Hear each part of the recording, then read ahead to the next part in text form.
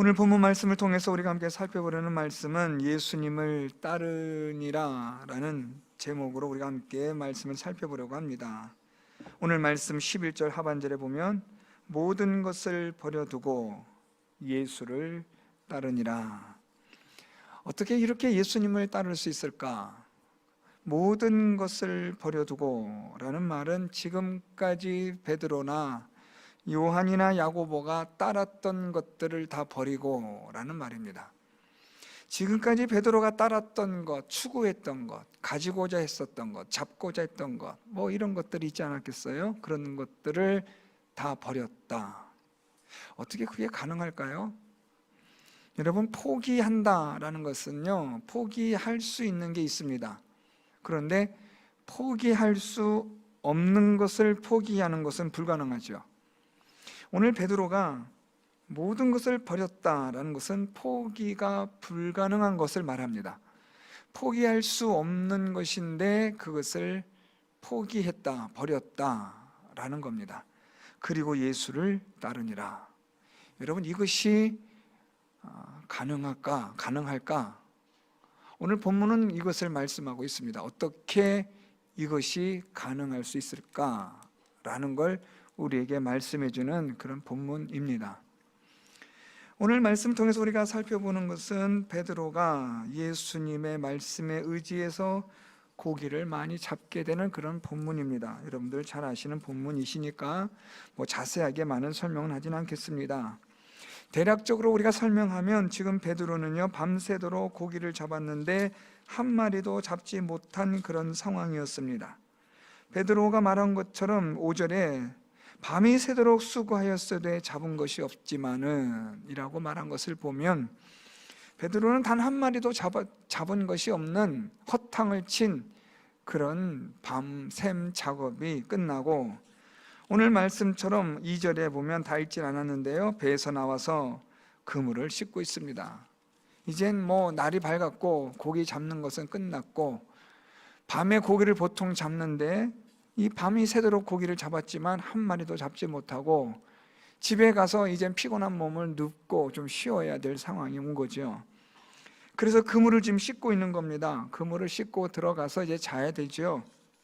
모든 일들을 종료하는 그런 시간들입니다. 그런데 오늘 예수님께서 우리가 읽었던 말씀처럼 베드로에게 말씀하시기를 깊은 데로 가서 그물을 내려 고기를 잡으라, 이렇게 말씀하십니다. 밤이 새도록 수고하였는데 예수님은 지금 그 베드로에게 깊은 데로 가서 고기를 잡으라고 말씀합니다.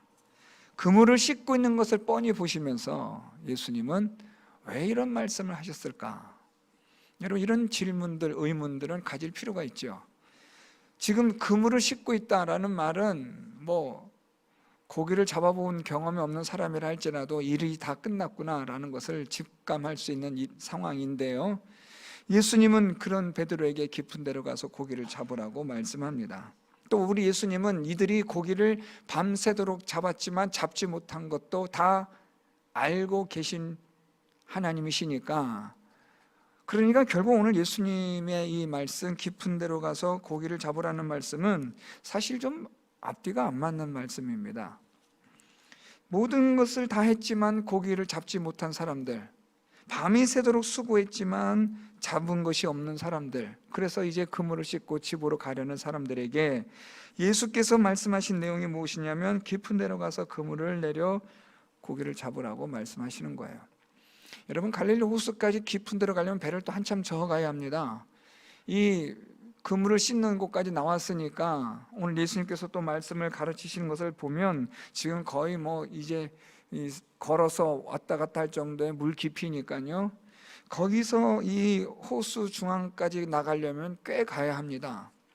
갈릴리 호수가 아주 넓거든요.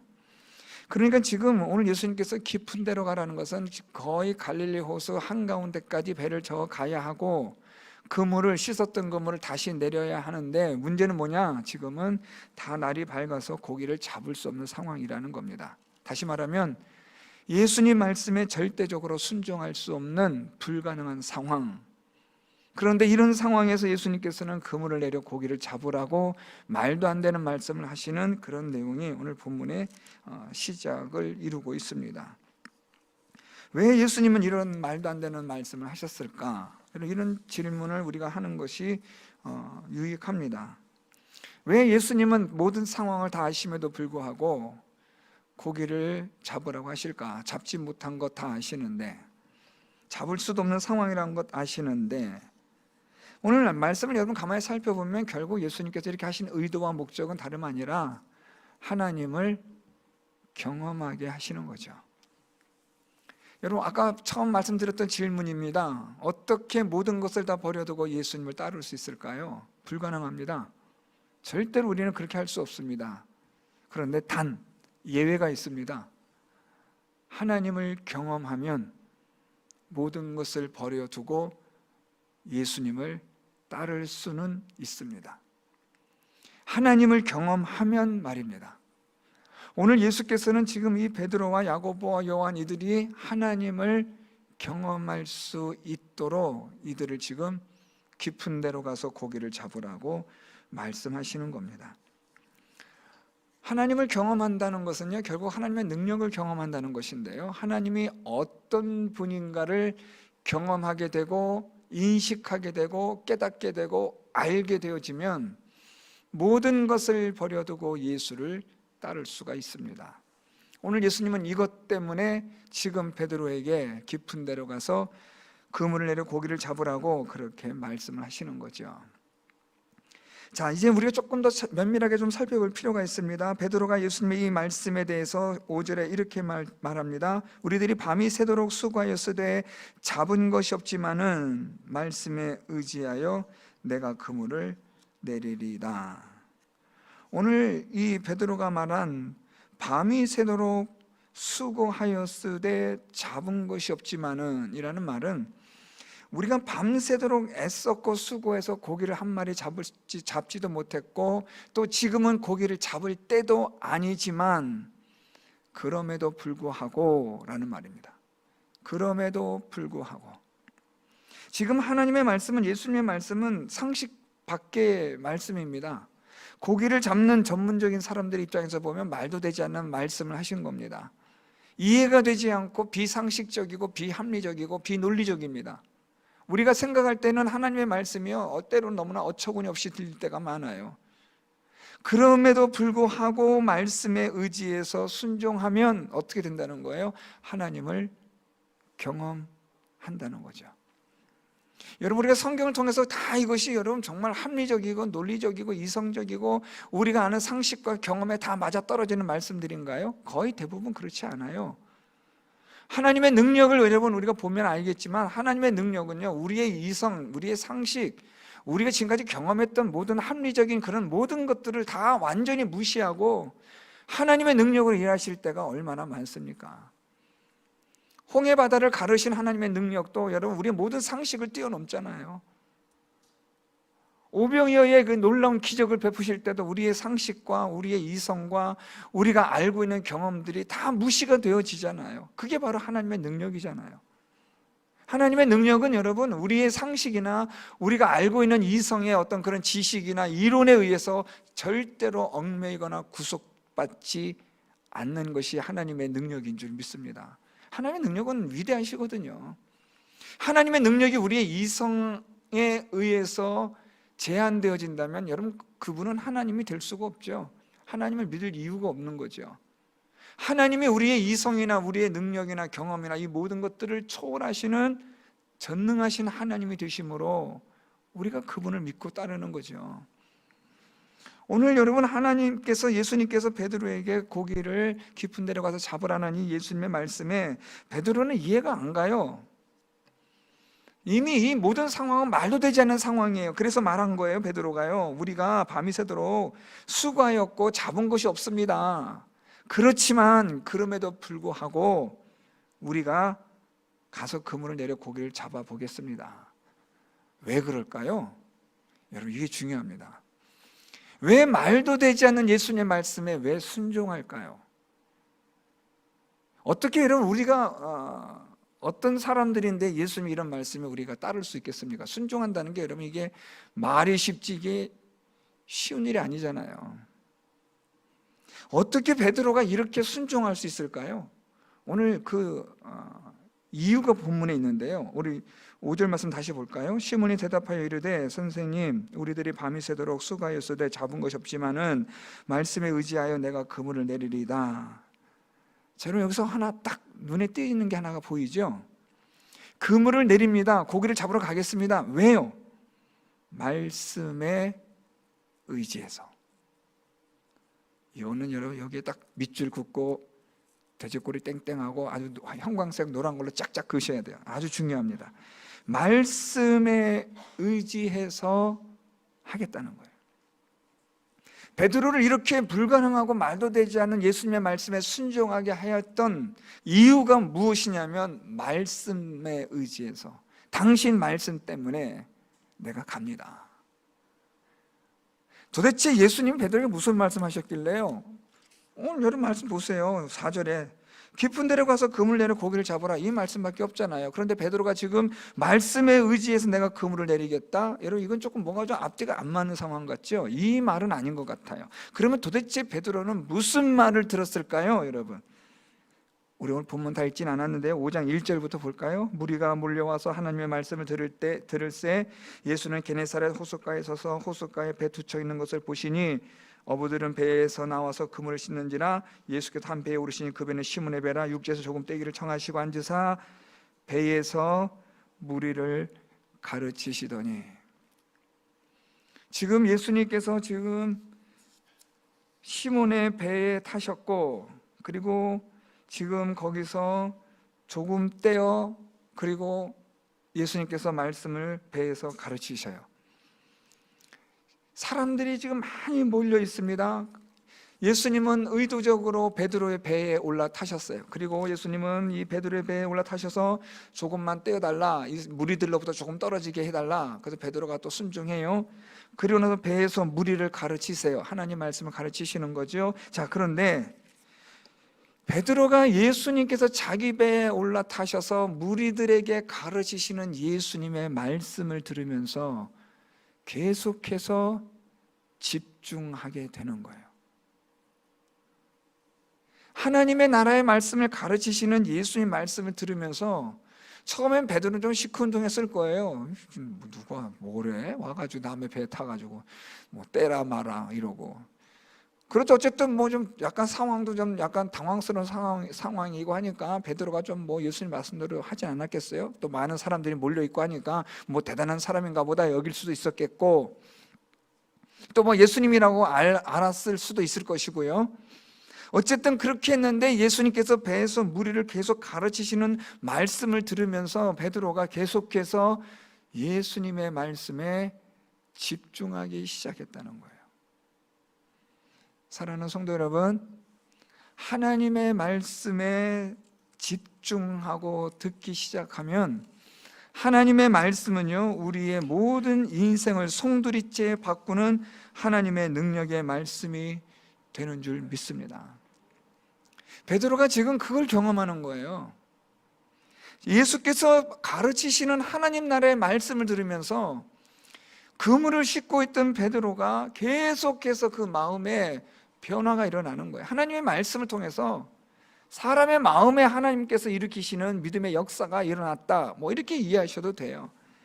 그래서 오늘 예수님께서 깊은 데로 가서 그물 내려 고기를 잡으라는 예수님 말씀에 베드로가 말씀에 의지하여 그물을 내리리다.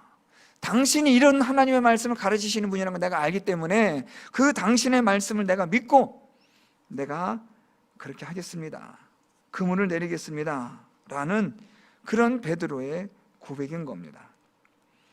예수님의 가르치시는 말씀을 듣고 베드로가 그물을 내리겠다라고 말하는데, 여러분 우리 5절 말씀 다 조금 더 마지막 하반절에 보면 말씀에 의지하여, 내가 당신이 가르치신 말씀을 들어보니 당신은 보통 분이 아닙니다. 내가 당신의 말씀대로 내가 한번 해보겠습니다 하고 이제는 이 베드로가 예수님께서 깊은 데로 가서 고기를 잡으라는 말씀에 지금 자기가 가려고 하는 거예요. 그런데 무슨 말을 합니까? 내가 그물을 내리리다.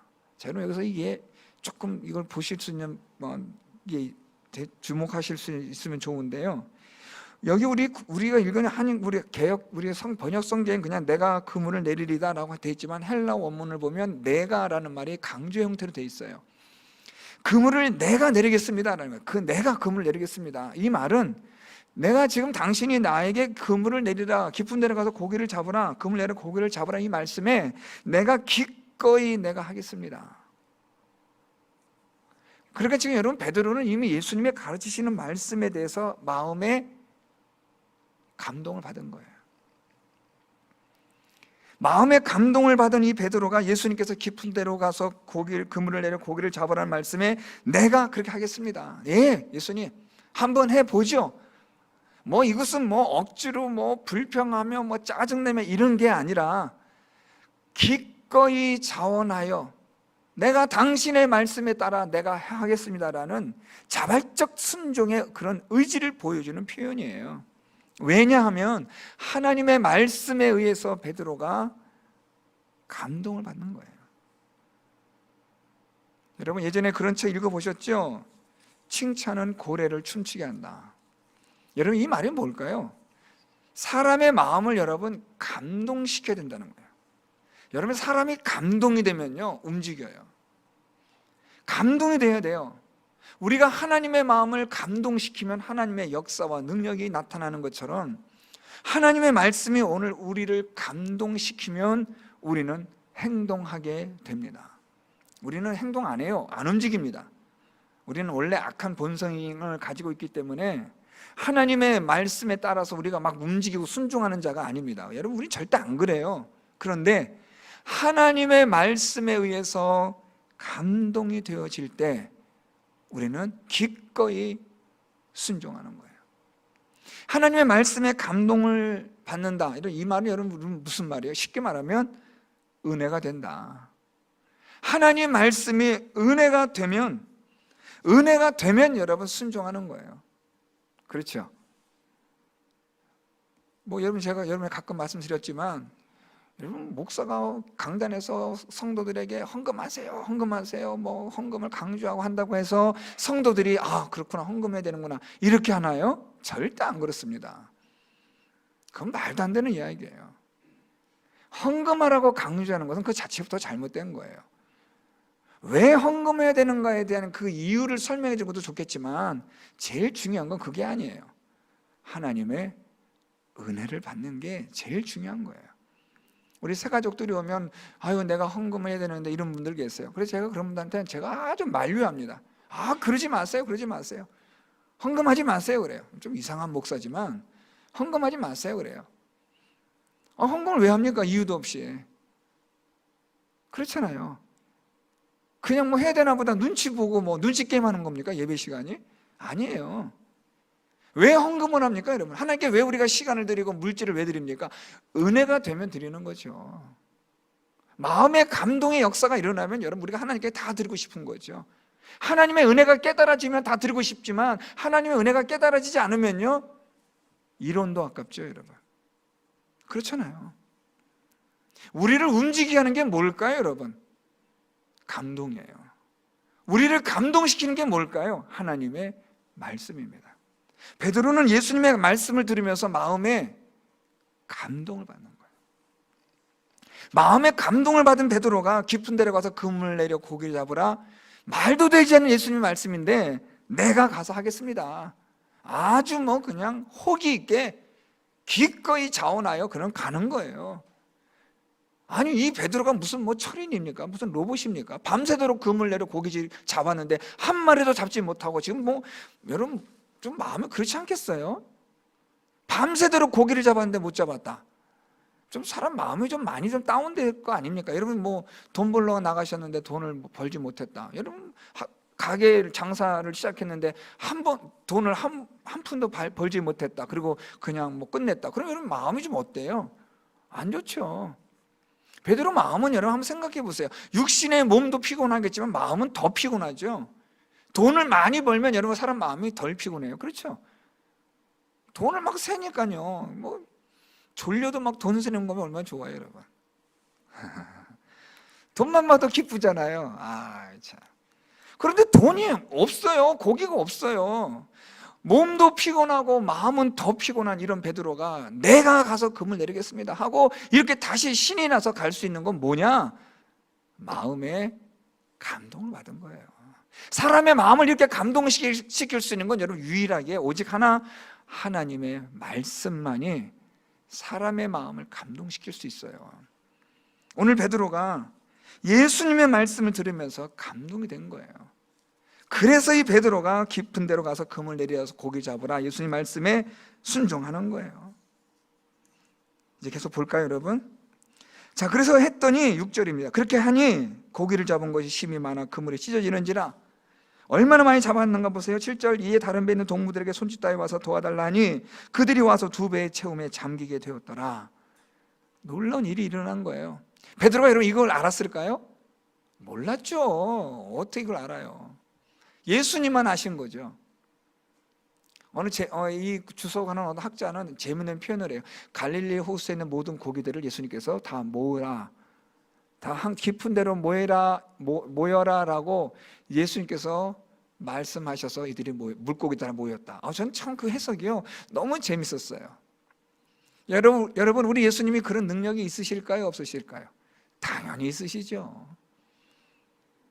아니 천지 만물을 창조하시고 우주 무한한 공간을 만드신 예수님께서 갈릴리 호수에 있는 그 물고기들 한 군데로 모으는 것, 그건 일도 아니지 않겠어요?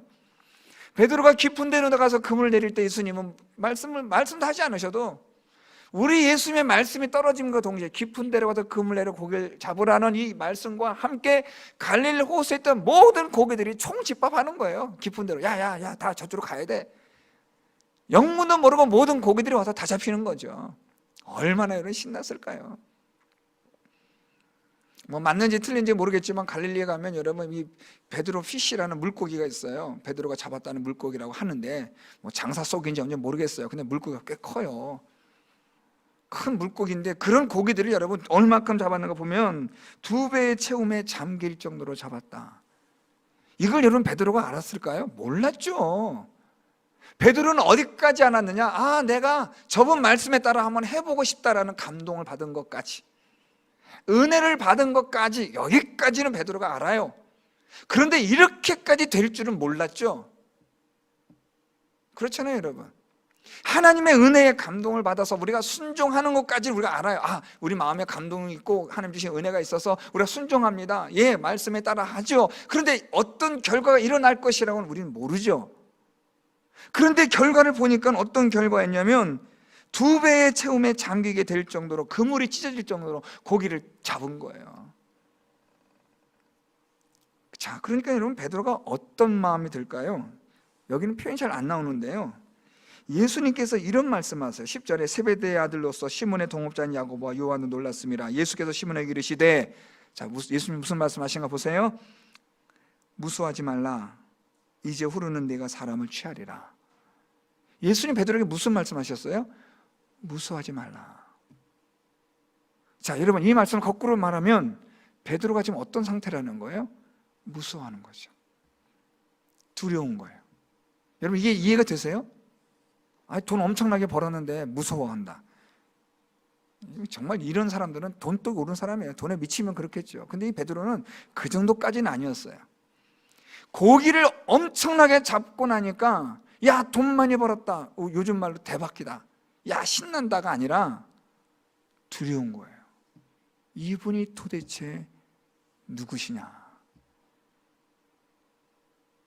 자, 여러분 하나님을 경험한다. 지금 앞에서 제가 처음에 말씀드렸는데 모든 것을 버려두고 예수를 따른다. 어떻게 될 수 왜 이렇게 될 수 있느냐? 하나님을 경험할 때만 된다고 말씀드렸고, 하나님을 경험하는 것은 어떻게 경험하느냐? 오늘 베드로처럼 하나님의 말씀에 감동을 받아 순종하면 하나님을 경험하게 돼요. 자, 하나님을 경험하게 되면 나타나는 결과가 있어요. 여러분 이게 중요합니다. 오늘 베드로의 행동을 통해서 우리가 볼 수 있는데요, 우리 8절에 시몬 베드로가 이를 보고 예수의 무릎 아래 엎드려 이르되 주여 나를 떠나소서 나는 죄인이로소이다 하니, 여러분 이 8절 속에서 두 가지가 발견되어야 합니다. 8절을 통해서 베드로가 예수님께 무슨 말 하냐면 주여 나를 떠나소서 나는 죄인이로소이다 라고 말해요. 자, 이제 일단 여기서 이렇게 쉽게 발견할 수 있는 것 첫 번째는 뭐냐면 베드로가 자기를 발견해요. 자기가 어떤 존재라는 걸요, 죄인이라는 걸 발견해요. 하나님을 경험하면 여러분 우리는 먼저 우리가 발견하는 게 있어요. 그게 뭐냐면 내가 어떤 존재인지를 발견하게 돼요. 하나님을 경험하면 말입니다. 자, 그런데 이거 조금 다음의 일이에요. 베드로가 자기가 죄인이라는 걸 발견하기 그 전에 먼저 발견한 게 있어요. 그런데 사실 여러분 그게 본문에 기록되질 않아요. 그렇지만 여기에는 우리가 이미 베드로가 그것을 발견했다라고 이미 암시가 되어 있는 거예요. 자, 보세요. 베드로가 지금 이 모든 것을 보았어요. 야고보와 요한도 놀랐어요. 베드로가 무서워해요. 왜요? 이분이 사람이 아니다. 이분은 하나님의 아들이시구나. 하나님 되심에 대한 발견이에요.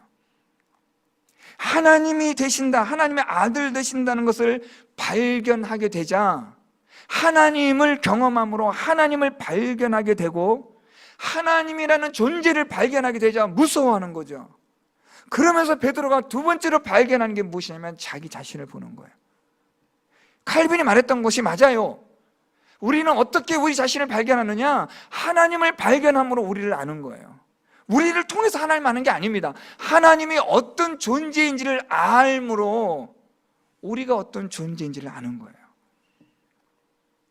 그래서 여러분 우리가 하나님을 알고 섬기고 예배하는 교회라고 저희 교회 제가 부임하면서 2006년 3월 1일 부임하면서 지금까지 제가 이걸 여러분들에게 우리 교회 표어로 제가 계속해서 말하고 있고 주보에도 기록되어 있는 거예요.